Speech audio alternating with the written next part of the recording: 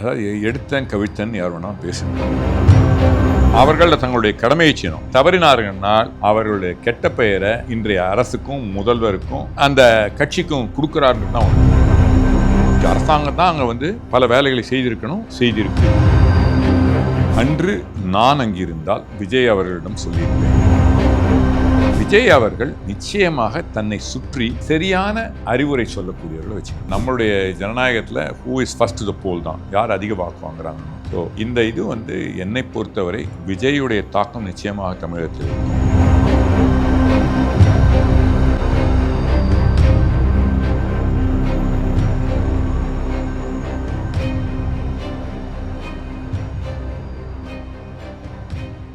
பேசு தமிழா பேசு நேயர்களுக்கு வணக்கம். இன்று நம்மோடு இணைந்திருக்கும் சிறப்பு விருந்தினர் காங்கிரஸ் கட்சியை சேர்ந்த திரு அமெரிக்கை நாராயணன் அவர்கள். வாங்க அவர்கிட்ட பேசிடலாம்.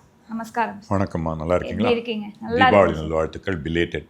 Thank you sir. நேற்று செல்வ பெருந்தகை அவர்கள் பேசின ஒரு விஷயம் சமூக வலைதளங்கள்ல எப்படி பரவலா இருக்கு அப்படின்னா, அவர் ஜாதியை பத்தி பேசுறாரு, ஜாதி இல்லை அப்படின்னு சொல்லிட்டு பேசக்கூடிய கட்சிகள்ல இருந்தே இந்த மாதிரியான பேச்சுக்களை அவர் கொடுக்குறாரு அப்படின்ற ஒரு விமர்சனத்துக்கு உள்ளாயிருக்கு. அது மட்டும் இல்லாம திமுகவையே விமர்சனம் பண்ற மாதிரியான பேச்சு அவர்கிட்ட இருக்கு. அப்போ இதுல இருந்து நாங்க எப்படி புரிஞ்சுக்கிறது, திமுக கட்சியில இருந்து காங்கிரஸ் உடைஞ்சிருமா அப்படின்ற கேள்வியுமே எல்லாருக்குள்ளயுமே வருது. உங்களுடைய பார்வை என்ன சார்? அது பல பேர் சமூக தளங்களில் விமர்சிக்கிறவர்கள் முழுமையாக அவருடைய பேட்டியை பார்க்கவில்லை. ஒன்று, எதை செஞ்சால் எத்தை சாட்டா பித்தந்தெளினுவாங்க, எதை செஞ்சால் கலகம் விளைவிக்கலான்ற ஒரு கும்பல் இருக்கத்தான் செய்யும். அவர்கள் எதை வேணாலும் நாட்டில் சுதந்திரம் இருக்கிறதா எதை வேணாலும் பேசலாம். நான் அவருடைய பேட்டியை முழுமையாக பார்த்தேன். அவர் எந்த கட்சியையும் விமர்சிக்கலை, எதை பற்றியும் ஜாதியை பற்றி எனக்கு அது பேசலை. ஒன்று கேட்டால் செல்வ பெருந்தகை பற்றி நான் ஒன்று பெருமையாக சொல்ல விரும்புகிறேன். கொஞ்சம் நாளைக்கு அப்புறம் செல்வ பெருந்தகை அவர்களை அவருடைய சத்தியமூர்த்தி பவன் ஆஃபீஸில் ரீசெண்டாக மறுபடியும் போய் இன்னொரு விஷயமாக சந்திக்க போனேன். நான் பெருமையாக சொல்கிறேன், செல்வ பெருந்தகை அவர்கள் ஜாதியை பார்ப்பவர்கள் அல்ல. இது வரைக்கும் நான் சத்தியமூர்த்தி பவனில் பல வருடங்கள், நான் 35 வருடங்களாக கட்சியிருக்கேன், பல முறை போயிருக்கேன். எந்த தலைவர் அருகிலும் ராமானுஜருடைய சிலை இருந்து பார்த்ததில்லை. அவர் ராமானுஜருடைய சிலையை பக்கத்தில் வச்சுருக்காரு. அதாவது அனைவருக்கும் ஆன ஒரு இதுவாக இருக்கணும். அவரை பக்கத்தில் வச்சுக்கிட்டு நீங்கள் வேணால் இப்போ வேணால் போகலாம். சத்தியமூர்த்தி பவனில் அவர் பக்கத்தில், அவருடைய சீட்டு பக்கத்தில் ராமானுஜர் சிலை இருக்குது.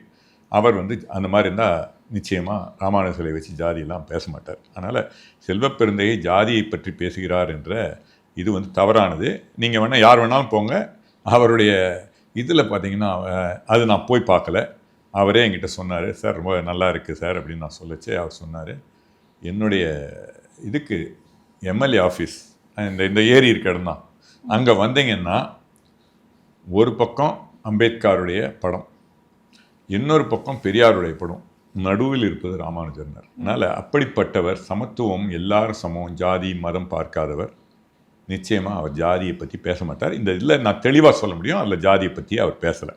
அந்த வார்த்தைகள் நான் பார்க்கல. அவருடைய இதில் முழுமையாக பார்த்த வரைக்கும் நிச்சயமாக 2-3 இதில் பார்த்தேன், பிட்டில் சேனலில் போட்டதில்லை. அதில் எதுலேயுமே ஜாதி பற்றி பேசலை. அதனால் ஜாதியை பற்றி பேசுகிறார் என்பது தவறானது. அவர் ஒரு நல்ல பொறுப்பில் இருக்கார். இன்றைய ஒரு அகில இந்திய கட்சியினுடைய தமிழக தலைவராக இருக்கார். அவர் பொறுப்போடு நடந்து கொள்வார்ல எந்த விதமான சந்தேகமும் வேணாம். ஆனாலுமே அவருடைய பேச்சில் திமுக அமைச்சரை விமர்சனம் பண்ற மாதிரியான ஒரு விஷயம் இருக்குல்ல சார்? மறைமுகமா ஏவா வேலு அவர்களே விமர்சனம் பண்றாருன்னே நம்ம எடுத்துக்க கூடாதா சார்? நீங்க எடுத்துக்கலாம். நான் என்ன சொல்றேன், இந்த அதிகாரிகள் ரொம்ப கவனமா இருக்கணும். இன்று அவர் சொன்னது நியாயமானது. அதாவது நிச்சயமாக ஒரு எம்எல்ஏ எந்த நேரத்தில் திறந்து விடணும், திறந்து விடக்கூடாதுன்னு டெக்னிக்கல் மேட்டர்ஸ். ஓகே. இன்னும் கேட்டால் கடந்த ஆட்சியில் ஒரு மக்களால் நியமிக்கப்பட்ட முக்கிய பொறுப்புள்ள இருந்தாலும் அவருக்காக டிலே பண்ணதால் பல விஷயங்கள் வந்தது. அதனால் இந்த விஷயங்களை சொல்லி அரசை நடத்தி வைக்க வைங்க. ஏன்னா ஒரு எம்பி எம்எல்ஏவும் உட்காந்துக்கிட்டு எத்தனை மீட்டர் இது இருக்குது, எத்தனை இது இருக்குது அப்படின்லாம் பார்க்க முடியாது. எல்லா செய்திகளும் அவங்களுக்கு அதிகாரிகள், அந்த துறை அதிகாரிகள், முக்கியமாக அந்த இடத்துக்கு பொறுப்பான அதிகாரிகள் செய்யணும். அதில் ஒன்றும் தவறில்லை. ஆனால் அவர் சொன்னார், நாளைக்கு ஏதாவது ஒன்று நடந்ததுன்னா, இது ஒரு 5 வருடங்களுக்கு முன்னே இருக்கும், சமீப காலங்களில் திருச்சியில் நடந்தது. திருச்சியில் ஒரு இடத்துல டக்குன்னு யாரோ சொல்லி தந்துட்டாங்க அதிகாரிகள். அதனால் பல பேர் இறந்து கூட போனார்கள். கெட்ட பெயர் யாருக்கு? அரசாங்கத்துக்கு, அங்குள்ள எம்எல்ஏக்கு, எம்பிக்களுக்கும் சேர்ந்து வரும். ஏன்னா அவர்கள் தான் தினம் தினம் அதிகாரிகள் என்ன பண்ணுவாங்க, இது பண்ணிட்டு போயிடுவாங்க. மக்களை ஃபேஸ் பண்ணுறது யார்? ஒரு மக்களால் தேர்ந்தெடுக்கப்பட்ட அந்த பகுதியை கவுன்சிலர், எம்எல்ஏ, எம்பிக்கள் தானே. ஸோ அவர் சொல்கிறது நியாயம் தானே. நீங்கள் அவர் போய் ஊர் ஊராக சொல்கிறாருன்றாரு. எவ்வளோ ஒரு பொறுப்புள்ள எம்எல்ஏவாக இருக்கார். அந்த மாதிரி தானே ஒவ்வொரு எம்எல்ஏவும் இருக்கணும். ஸோ அவர் கடிந்து கொண்டது தவறே இல்லை. அவர் தெளிவாக சொல்கிறார், எங்களுக்கு தெரியும். அவர் என்ன முடிவு செய்ய சொல்லுன்னு சொல்லவே இல்லை. அவர் எங்களுக்கு சொல்லுங்க. ஏன்னா மக்களுக்கும் அரசுக்கும் பாலமாக இருப்பவர்கள் எம்எல்ஏ. அரசுக்கு செய்ய வேண்டியதை எக்ஸிக்யூட் பண்ணுறவங்க அதிகாரிகள். அப்போது அதிகாரிகள் ஒரு சரியான விதத்தில் செய்யணும் இல்லையா, செய்யாத கணிஞ்சிக்கலாம். இது மாதிரி 2-3 இடங்கள்ல அவருக்கு நடந்திருக்குன்றது உண்மை. அதனால் எம்எல்ஏக்களுக்கு தரவது தனி எம்எல்ஏ, ஒரு செல்வ பெருந்தகையோ, ஒரு காங்கிரஸ் எம்எல்ஏயோ, திமுக எம்எல்ஏயோ, இவன் அமைச்சர் கூட அவங்களுக்கு தரல. அந்த பொறுப்புக்கு தான் தரீங்க. நீங்கள் அவங்கள மதிக்கலைன்னா நீங்கள் மக்களையே மதிக்கலைன்னு அர்த்தம். உங்களுக்கு சம்பளம் கொடுக்குறவங்க மக்கள்ன்றது அதிகாரிகள் புரிஞ்சுக்கணும். அப்போ திமுக அதிகாரிகளே கூட்டணி கட்சியில் இருக்கக்கூடிய தலைவர் அவமதிக்கிறாரா அப்படின்றத நம்ம எடுத்துக்கலாமா? அவர்களில் நம்ம பார்க்குறோம் சமீப காலங்களில் அதிகாரிகளுக்கு திமுக போலீஸ்காரங்க, அதிமுக போலீஸ்காரங்க, இல்லை பிஜேபி போலீஸ்காரங்க, அதெல்லாம் தவறான வாதம். அவர்கள் அரசு அதிகாரிகள், அரசனுடைய உத்தரவு பேர், அது எந்த அரசாக இருந்தாலும். இப்போ என்னுடைய முதலமைச்சர் தான் இன்றைய முதலமைச்சர். அவர் திமுக முதலமைச்சர் இல்லை. என்னுடைய பிரதமர் தான் இன்றைய பிரதமர். அவர் பிஜேபியுடைய பிரதமர் இல்லை. நல்லா புரிஞ்சுக்கங்க. அதனால் இது அவர்கள் அதிகாரிகளை தெளிவாக மனசில் ஏற்றிக்கணும். அவர்களில் தங்களுடைய கடமையை செய்யணும். தவறினார்கள் அவர்களுடைய கெட்ட பெயரை இன்றைய அரசுக்கும் முதல்வருக்கும் அந்த கட்சிக்கும் கொடுக்குறான்றது தான் உண்மை. அதிகாரிகள் அதில் ஒவ்வொருத்தருக்கும் தனி இது இருக்குது. நம்ம எல்லாருமே மனிதர்கள் தானே. அவர்கள் அதிமுக காலத்தில் நியமிக்கப்பட்டிருக்கலாம், காங்கிரஸ் காலத்தில் நியமிக்கப்பட்டிருக்கலாம், எந்த காலத்தில் வேணாலும் நியமிக்கப்பட்டிருக்கலாம்.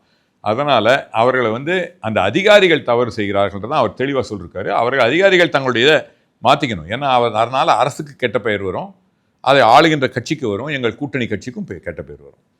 அதனால் அவர் பொறுப்போடு எங்கள் தலைவர் செல்வ பெருந்தகை சொன்னதை இன்னுமே பொறுப்பு இல்லாமல் சமூக வலைதளங்களிலோ உங்களை மாதிரி ஊடகங்களோ மக்களுடைய பிரச்சனைகளுக்கு எத்தனை இடங்களுக்கு சார் இவர் போய் நின்றுருக்காரு? நின்றதே இல்லையே. தமிழகத்துல எவ்வளவோ பிரச்சனைகள் இருக்கு. தூய்மை பணியாளர்கள் பிரச்சனை கூட நடந்தது. ஆனா ஒரு வார்த்தை கூட குரல் கொடுக்கலையே. இந்த மாதிரி நிறைய விஷயங்கள் நடக்குது, ஏன் அங்க போய் நிக்கல அப்படின்ற கேள்வியுமே வருது இல்லை? இதை அதாவது எடுத்தேன் கவிழ்த்தேன் யார் வேணாலும் பேசிட்டு போடலாம். அந்த இடத்துல போய் அங்கே அந்த தொகுதியில் போங்க, எவ்வளவு அவர் போய் பார்த்துருக்காரு, செய்திருக்காருன்னு தெரியும். இது ஒரு எம்எல்ஏவும் எம்பிக்களும் ஒன்று புரிஞ்சுக்கணும். ஒன்று அவர்கள் யார் யாருக்கு எந்தெந்த பொறுப்புகள் அப்படின்றத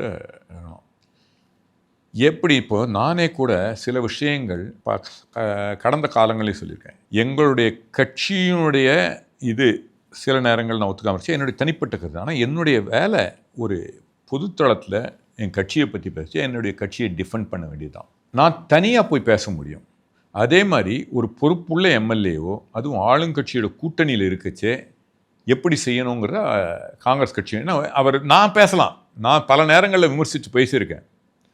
நான் ஒரு எம்எல்ஏவோ எம்பியாவோ இல்லை தமிழக காங்கிரஸ் கட்சி தலைவர்கள் அங்கே இருந்தால் வார்த்தைகளை அளந்து பேசணும். அந்த விதத்தில் அவர் செஞ்சுக்கிட்டு இருக்கார். ஏன்னா இது ரொம்ப சுலபமாக இன்றைக்கி டிவியில் பண்ணால் என் பேர் வந்துடும் பேசக்கூடிய இல்லை.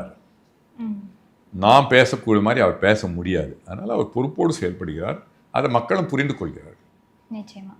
இப்போ அடுத்ததாக பார்த்தீங்க அப்படின்னா மழைக்காலங்கள் ஆரம்பிச்சிருது. திமுக ஆட்சிக்கு வர்றதுக்கு முன்னாடி தேர்தல் அறிக்கையில் என்ன சொல்லியிருந்தாங்க அப்படின்னா, மழைக்காலங்களுக்கு தேவையான எல்லா செயல்பாடையுமே நாங்கள் செஞ்சுருவோம் அப்படின்ற மாதிரியான ஒரு அறிக்கை கொடுத்துருந்தாங்க.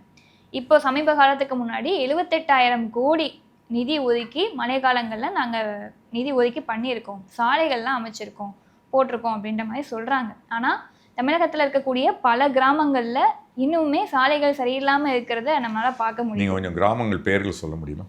பர்கூர் சார். குறைகள் இல்லாத அரசுன்னு இதை சொல்ல முடியாது. ஆனால் குறைகளை நிவர்த்தி செய்கின்ற முயற்சி செய்கின்ற அரசுன்னு சொல்லலாம். நிச்சயமாக இருக்கலாம். அதை செய்யணும் செய்யக்கூடாதுன்னு இல்லை. அரசு இன்னும் சிறப்பாக செயல்படணும்னு நீங்கள் சொன்னீங்கன்னா அதுக்கு நான் முழுமையாக நம்புகிறேன். நான் பல இடங்களில் இந்த அரசை என்னுடைய சமூக வலைத்தளங்கள்லையும் மற்றவங்களையும் கிரிட்டிசைஸ் பண்ணியிருக்கேன். ஆனால் இவர்கள் ஓரளவு எல்லா ப்ராப்ளத்தையும் சரியாக தான் பண்ணியிருக்காங்கன்னு நினைக்கிறேன். இன்னும் செய்யணும். ஆனால் உங்கள் வேலை அது. அரசை கிரிட்டிசைஸ் பண்ணுறது உங்கள் வேலை. நீங்கள் சொல்கிறதெல்லாம் நீங்கள் இந்த மாதிரி சொல்கிறத எனக்கு சந்தோஷம். குறிப்பாக சொல்கிறீங்க. அதை திருத்திக்கணும் இந்த அரசு. இன்னும் தவறு செய்யாத அரசா நிச்சயமாக இது இல்லை. தவறு நடக்குது. ஆனால் நிச்சயமாக சிறப்பாக பெரும்பான்மையான நேரங்களில் செயல்பட்டுருக்காங்கன்றத மறுக்க முடியாது. இப்போ அடுத்ததாக பார்த்தீங்கன்னா கரூர் சம்பவம் நடந்து 1 மாத காலங்கள் ஆயிடுச்சு சார். விஜய் அவர்கள் வந்து கரூர் போவாரு அப்படின்ற பேச்சு ஒரு பக்கம் இருக்கு. இன்னொரு பக்கம் வந்து தாவேகா கூட்டணி கட்சியா மாறுமா அப்படின்ற ஒரு பேச்சு இருக்கு. ஸோ அடுத்த நிலைப்பாடு எப்படி இருக்கும் அப்படின்ற நகர்வுமே எல்லாருக்குமே தெரியலை. ஏன்னா பிரச்சார பயணம் போயிட்டு இருந்தாரு, வாரம் சனிக்கிழமை போயிட்டு இருந்தாரு. இப்போ அது தடைப்பட்டு போயிட்டு இருக்கக்கூடிய ஒரு நிலைமை ஏற்பட்டிருக்கு. அடுத்ததான் மறுபடியும் பிரச்சார பயணம் ஆரம்பிப்பாரா, கட்சி வந்து தொடருமா அப்படின்ற கேள்விகள் வருது. ஏன்னா கரூர் சம்பவம் நடந்து 2ஆம் கட்ட 3ஆம் கட்ட தலைவர்கள் கூட அங்கே போய் பார்க்கல அப்படின்ற கேள்விகள் வரிசையாக வச்சுட்டே வராங்க. இப்போ அடுத்ததா ஒரு குடும்பத்திற்கும், இறந்தவர்களுடைய குடும்பத்திற்கு 20 லட்சம் ரூபாயும் அதில் ஒரு கடிதமும் வருது. அந்த கடிதத்தில் நான் இருக்கேன் பார்த்துக்கிறேன் அப்படின்ற மாதிரியான ஒரு செய்தியை அனுப்புகிறாங்க. ஸோ இந்த மாதிரியான நகர்வுகள் அப்படின்றது தாவேகா கட்சிக்கு வந்து பலமானதாக இருக்குமா, இல்லை பலம் இல்லாததாக இருக்குமா? விஜய் அவர்களுடைய நகர்வு அப்படின்றது சரியானதாக தான் இருக்கா சார், உங்களுடைய பார்வை? முக்கியமாக விஜய் அவர்கள் வளர்ந்து வருகின்ற தலைவர். நிச்சயமாக ஒரு பெரிய பேரிழப்பு தமிழகத்துக்கு. அதில் ஓரளவு பங்குள்ள, அந்த பேரிழப்புக்கு ஓரளவு பங்குள்ள, முழு பொறுப்பு அவருக்கு மட்டும் இல்லை, பங்குள்ள விஜய் அவர்களுக்கு உள்ளது. அன்று நான் அங்கிருந்தால் விஜய் அவர்களிடம் சொல்லியிருப்பேன். என்ன சொல்லியிருப்பேன்?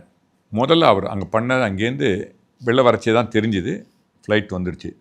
ஆனால் நிச்சயமாக திருச்சியில் அவர் பேசி வருத்தத்தை தெரிவித்திருக்கணும். 1 ப்ரெஸ்ஸுக்கிட்ட பேசியிருக்கணும். 2வது 2ஆம் கட்ட தலைவர்கள் அங்கு சென்றிருக்க வேண்டும். ஏன்னா அவர் போனால் மறுபடியும் ஒரு பெரிய கும்பல் வரும், கட்டுப்படுத்த முடியலன்னு அரசாங்கம் சொல்லியிருக்குது. ஸோ அது நியாயமானது. அரசாங்கத்தோட பேச்சு, அரசாங்கம் தான் அங்கே வந்து பல வேலைகளை செய்திருக்கு. ஆனால் அங்கே ஒன்றும் தப்பு நடத்தியிருக்காங்க. இன்னும் கட்டி முடிச்ச வீடுக்கு 1000 குற்றம் சொல்லலாம். அதில் இது நடந்துக்கிட்டு இருக்கு. யார் தவறுன்னு, இது வந்து ஆக்சிடெண்ட்டாக இல்லை செய்யப்பட்டதா, 2 பக்கமும் வாதம் இருக்குது. அது காலம் பதில் சொல்லும். ஆனால் விஜய் அவர்கள் நிச்சயமாக தன்னை சுற்றி சரியான அறிவுரை சொல்லக்கூடியவர்களை வச்சுக்கணும். நிச்சயமாக இதில் வந்து யாருமே மறுக்க முடியாது, ஒரு பெரிய எதிர்பார்ப்பு இளைஞர்கள் மத்தியில் அவர்கிட்ட இருக்குன்றதை ப்ரூவ் பண்ணிட்டார்.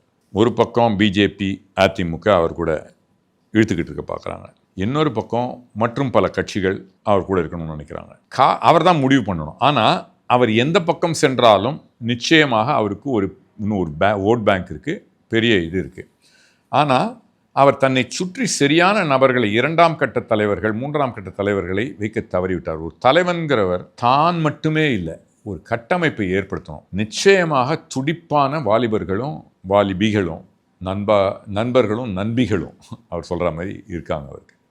ஆனால் அதை கட்டமைத்து எடுத்துக்கொள்ளக்கூடிய, ஏன்னா இதில் என்ன ப்ராப்ளம்னா, எல்லா தலைவர்களும் 2ஆம் கட்ட தலைவர் 3ஆம் தலைவச்சே தே ஃபீல் ரெஸ்ட்ரிக்டட். ஆனால் இடிப்பார் இல்லா எமாரா மன்னன் கெடுப்பார் என்று கெடுவான். அதை நல்லா சொல்லிக் கொடுக்கக்கூடிய, விவரம் தெரிந்த, மக்கள் அறிமுகம் உள்ள நல்ல தலைவர்களை அவர் வச்சுக்கிட்டு அவர் செய்யணும். அதில் வந்து அவர் கட்டமைப்பை வலுப்படுத்துவார். I don't think he will leave the political area. But எப்படி எடுத்துகிட்டு போகணுன்றது அவர் தான் முடிவு பண்ணணும். சரியாக முடிவு செய்வார். ஏன்னா நல்லவர்கள் வரணும், நல்லவர்களோடு சேர்ந்து அவர் வல்லவர்களாக இருக்கணும். அவர் வல்லவரா இல்லையான்னு எல்லாரும் பார்த்துக்கிட்டு இருக்காங்க. இந்த மாதிரி செயல்கள் அதுக்கு ஒரு பெரிய கேள்விக்குறி ஏற்படும். தானே எல்லாம் செஞ்சிட முடியாது. ஆனால் மக்களை போய் சந்திக்கல அப்படின்றதுமே விமர்சனத்துக்கு உள்ளாகுதுல்ல சார், அதற்கு இன்னுமே அவர் பதில் சொல்லவே இல்லையே. நீங்கள் ஜெயலலிதா அவர்கள் தமிழகத்தில் ஒரு தன்னிகரலா தலைவியாக தான் இருந்தாங்க. எவ்வளவு ஆக்சசபிலிட்டி அவர்களுக்கு மக்களோட இருந்தது, மனசை தொட்டு சொல்லுங்கள். ஸோ ஒவ்வொருத்தருக்கும் ஒவ்வொரு விதமான இது இருக்குது, ஸ்ட்ரென்த் இருக்குது, வீக்னஸ் இருக்குது. மக்களோட தொடர்புங்கிறது மக்கள்கிட்ட தன்னுடைய செய்திகளை ஒன்று போகணும், 2 அவர்களுடைய உணர்வுகளை புரிந்து கொண்டு செயல்படணும். ஸோ இது வந்து தினம் மக்கள் கூட உட்கார்ந்து இருக்கிறதால மக்களோட தொடர்பு இருக்குன்னு சொல்ல முடியும். அங்கே இருந்து மக்களை புரிந்து கொள்ளாமல் இருக்கலாம், தூரத்தில் இருந்து கூட புரிந்து கொள்ள முடியும். அது எம்ஜிஆர் அவர்கள் 2மே செஞ்சார். ஆனால் ஜெயலலிதா அவர்கள் பார்த்தீங்கன்னா ஒரு தொலைவில் இருந்தார், ஆனால் மக்களுடைய இதை புரிஞ்சுக்கிட்டார். ஸோ இரண்டுமே ஒவ்வொருவருக்கும் ஒரு பாணி இருக்குது. இவருக்குன்னு ஒரு பாணி இருக்கும். காலகட்டத்தில் இவர் தான் சொன்னேன், ஜஸ்ட் கம்மிங் இன். ஸோ இந்த இது வந்து சில தவறுகள் நடக்கலாம், இது பெரிய தவறு. அதையும் மீறி வருவது தான் ஒரு தலைமையும் ஒரு தலைவனுடைய குணம். இவர் தலைவன்று நிரூபிக்க வேண்டிய காலம் இருக்குது. Tell me who the people you are with and I tell you who you ஆர்னுவாங்க. ஸோ அவர் வந்து he needs to have tell the தமிழகத்தில் அவர் கூட இருப்பவர்கள் யார் என்று தெளிவாக சொல்ல வேண்டிய காலம் வந்துள்ளது. அவர் சொல்வார் என்று. சரி, நிறைவாக ஒரே ஒரு கேள்வி. இப்போது ஒரு பக்கம் பார்த்தீங்க அப்படின்னா அதிமுக தலைமையிலான பிரச்சார பயணம் போயிட்டுருக்கு. திரு நயினார் நாகேந்திரன் அவர்களும் பிரச்சார பயணம் ஆரம்பிச்சிருக்காரு. இப்போ அடுத்ததாக பார்த்தீங்க அப்படின்னா திமுக கட்சியிலேருந்து ஒருத்தருமே பிரச்சார பயணம் மேற்கொள்ள ஆரம்பிச்சிட்டாங்க.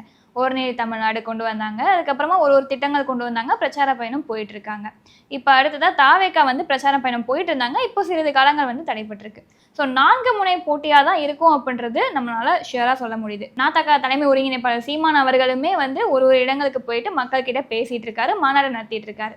இதெல்லாம் வச்சு பார்க்கும்போது இந்த 2026 சட்டமன்ற தேர்தல் வந்து யாருக்கு சாதகமானதாக அமைய வாய்ப்பு இருக்கு? தெளிவாக இன்றைய பொழுதுல இதே அலையன்ஸ் இருந்ததுன்னா I can guarantee you Congress DMK கொண்ட ஒரு கூட்டணி தான் வருது. அதில் ஒரு சந்தேகமே வேணாம். இன்றைய நிலை இப்படி இருந்ததுன்னா அப்படிதான். ஆனாலுமே இப்போ வந்து ஒரு 2 நாட்களுக்கு முன்னாடி வந்த செய்திப்படி பார்த்தோம் அப்படின்னா 60 தொகுதிகளுக்கு மேலே திமுக கட்சியில் அங்கே வலுவிழந்து இருக்காங்க அப்படின்ற மாதிரியான ஒரு செய்தி வருது. ஸோ இது வந்து அவங்களுக்கு பாதிப்பாக இருக்காதா? என்ன பாருங்கள், மொத்தம் இருக்கிறது 234 தொகுதிங்க. ஆமாம். ஸோ 60 தொகுதி போச்சுன்னா அவ்வளோ 164 தொகுதி ஜெயிப்போம்னு அவங்க அதான சொல்லுது. 174 விஜய் அவர்கள் வந்ததுனால இளைஞர்களுடைய வாக்கை வந்து ஒட்டுமொத்தமாக எடுத்துட்டு போவார். அது யாருடைய வாக்கை ஸ்பிளிட் பண்ணுவார்னு பார்க்கச்சே ஒன்றும் தெளிவான ஒரு இது இல்லை. அது வந்து ஐ திங்க் பரவலாக எல்லாருடைய வாக்கும் தான் போகும் தான் நினைக்கிறேன். நம்மளுடைய ஜனநாயகத்தில் who is first the poll தான், யார் அதிக வாக்கு வாங்குறாங்கன்னு. ஸோ இந்த இது வந்து என்னை பொறுத்தவரை விஜயுடைய தாக்கம் நிச்சயமாக தமிழகத்தில் இருக்கும். ஆனால் இந்த கூட்டணி இப்படியே இருக்குமானால் அது ஒரு பெரிய கேள்வி இருக்குது, அதில் ஒன்றும் சந்தேகமே வேண்டாம். இருக்குமானால் நிச்சயமாக காங்கிரஸ் திமுக கூட்டணி வெல்லும். ஒருவேளை தாவேக்கா வந்து என்டிஏ கூட்டணி கூட சேர்ந்துட்டாங்க அப்படின்னா அதனுடைய பாதிப்பு எப்படி? நிச்சயமாக இருக்கும். அதில் ஒரு பெரிய பாதிப்பு இருக்கும்ன்ற சந்தேகம் வேணும். ஏன்னா அவருக்குன்னு ஒரு ஓட் பேங்க் இருக்குது. ஸோ அதை அவர் ப்ரூவ் பண்ணிட்டார். அதில் வந்து தெளிவு இருக்குது. எவ்வளவுன்றது கேள்விக்குறி. ஒரு நிச்சயமாக வெற்றி தோல்வியை பாதிக்கக்கூடிய அளவுக்கு அவருக்கு ஓட்டு இருக்குன்றது நம்பலாம். அப்படி இருக்கச்சே, ஏன்னா கடந்த தேர்தலில் கூட ஐம் டாக்கிங் அபவுட் 2021 பெரிய நல்ல கூட்டணி, இதே கூட்டணி தான் இருந்தது. வெற்றி பெற்றால் கூட அப்படி ஒன்றும் பெரிய வாக்கு வித்தியாசத்தில் இந்த கூட்டணி வெற்றி பெறலை. ஸோ ஃபியூ பர்சன்டேஜ் இது வந்து நிச்சயமாக அதுக்கு மேலே அவர்கிட்ட இருக்குது. அதனால் அவர் வந்து இந்த 2 இதில் எந்த பக்கம் போனாலும் ஒரு பெரிய பாதிப்பு இருக்கும். அதில் வந்து சந்தேகம் வேண்டாம். இவ்வளோ நேரம் வந்து நேரம் ஒதுக்கி எங்ககிட்ட ஒரு விஷயத்தையுமே தெளிவான விளக்கம் கொடுத்தீங்க. ரொம்ப நன்றி. வாய்ப்புக்கு நன்றி. ரேபிஸ் உள்ள வந்துடுச்சுன்னா, அதோட அறிகுறிகள் ஆரம்பிச்சிருச்சுன்னா அதுக்கு ட்ரீட்மெண்ட்டே கிடையாது. 100% மரணம். பாதுகாப்பு இல்லாத உடலுறவு வைக்கும் பொழுது இந்த மருக்கள் பாதிக்கப்பட்ட நபர் கிட்ட இருந்து இன்னொருத்தருக்கு ஈஸியா பரவலாம். ஃபர்ஸ்ட் நமக்கு சுகர் இருக்கான்றதை செக் பண்ணிக்கணும். சுகர் இருக்கக்கூடிய நிறைய நபர்களுக்கும் கண் எரிச்சல் ஏற்படும். 2-3 பேர் at 20A டயபெட்டிஸ் வரக்கூடிய வாய்ப்பு இருக்கு. இதை வந்து ராத்திரி 8 மணிக்கு மேலே இவங்க ரெகுலராக சாப்பிட ஆரம்பிச்சாங்கன்னா, சைக்கிளிங் பண்ணுறவங்களுக்கு நான் எழுதியே தரலாம், ஹார்ட் ப்ராப்ளம் வராது அப்படின்னு. பேசு தமிழா பேசு சேனலுக்கு ஆதரவு தந்து கொண்டிருக்கக்கூடிய பார்வையாளர்களுக்கு வணக்கம். அரசியல் ஆன்மீகம்னு மட்டும் இல்லாம இப்போ ஹெல்த்லயும் நம்ம வந்தாச்சு. ஹெல்த் சம்பந்தமான பிரச்சனைகளுக்கும் ஹெல்த் டிப்ஸுக்கும் ஹெல்த் கேருக்கும் இல்ல ஹெல்த் பத்தி ஏதாவது தெரிஞ்சுக்கணும் அப்படின்னு நினைச்சீங்கன்னா ஹெல்த் குரு சேனல் கண்டிப்பா உங்களுக்கு யூஸ்ஃபுல்லா இருக்கும். பேசு தமிழா பேசு சேனலுக்கு கொடுக்கக்கூடிய இதே சப்போர்ட்டை ஹெல்த் குரு யூடியூப் சேனலுக்கும் கொடுத்து அந்த சேனலை சப்ஸ்கிரைப் பண்ணி உங்க நண்பர்களுக்கு ஷேர் பண்ணும்படி கேட்டுக்கிறோம். நம்ம ஹெல்த் குரு சேனலோட லிங்கை டிஸ்கிரிப்ஷன்ல தரோம், மறக்காம செக் பண்ணி பாருங்க.